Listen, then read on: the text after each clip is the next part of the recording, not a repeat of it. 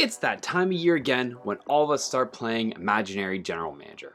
It's also that time to stick it to your friends or coworkers and prove that you are the best fantasy basketball manager.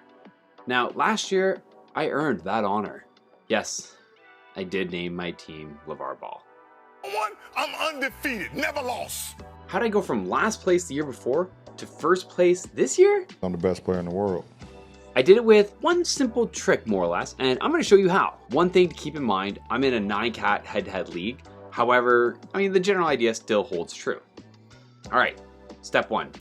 You need some data. So you're going to head to Basketball Reference. You're going to click the 2020-21 season. You're going to go Season Summary, Player Stats, and Per Game. Now, time to download the data. Share and export, get table as a CSV for Excel. I'll also put the link in the description below, make it a little easier. You're welcome. Boom, we now have data.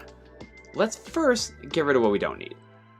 So if you're looking at a 9-category league, we can go ahead and remove things that aren't actually in the category. So anything like the team they're on, their age, doesn't really matter. I do recommend keeping games and minutes though, because if you have two guys that you have ranked similarly, if one guy gets more minutes per game or the other guy happens to play more on average, it helps you kind of make that decision. Now that we actually have some data, how are we going to use this to win our league? Overall, it's really quite easy. Your goal each week is to win more categories than your opponent. Easy, right? So if you're in a 9-cat league or 9-category league, if you win 5 categories every week, you'll be right in the mix when playoffs come around. But how do you decide which categories to choose? So a key factor in determining which categories to pursue is to look at how these categories are correlated. I.e., if player X scores a lot of points, do they also make a lot of threes? If this guy gets a lot of rebounds, do they also get a lot of assists? So these are kind of you want to see which categories go well with other ones, so it helps you kind of focus on it. Using the correlation function in Excel, we can determine which categories are correlated and which are not. After running the correlation formula on all the categories we have, we're going to filter for the highest correlation to the lowest correlation. And we now know which categories are correlated the most. Again, the higher the correlation, the better.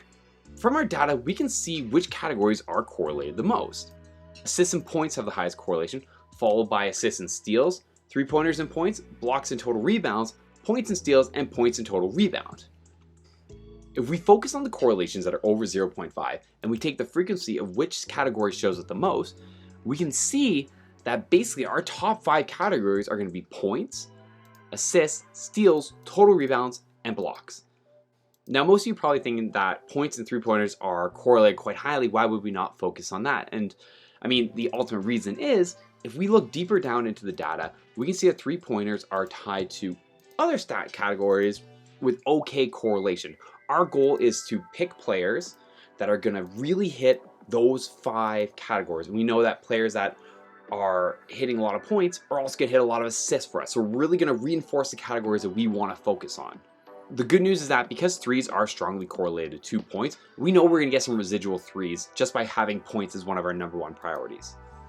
So now that we have our 5 categories of points, assists, steals, total rebounds, and blocks, it's time to actually create our rankings.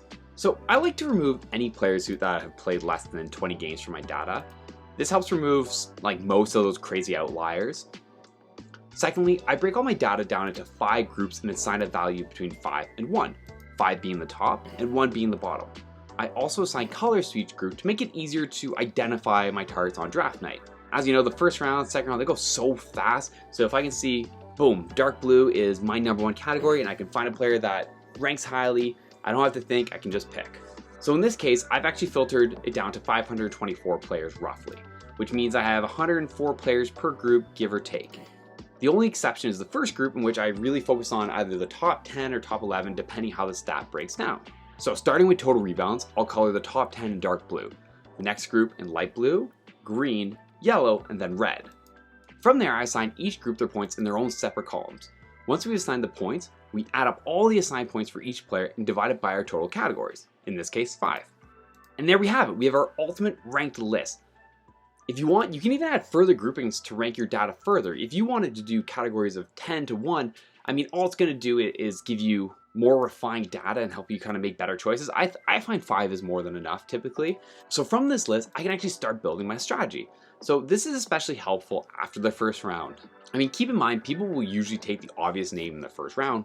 However, if you know that Vucevic is ranked 6th on your list, but has a good chance of being available in the second or third round, you can prioritize a different player in the first round or a different player in the second round and still get a highly ranked guy in the third round or second round.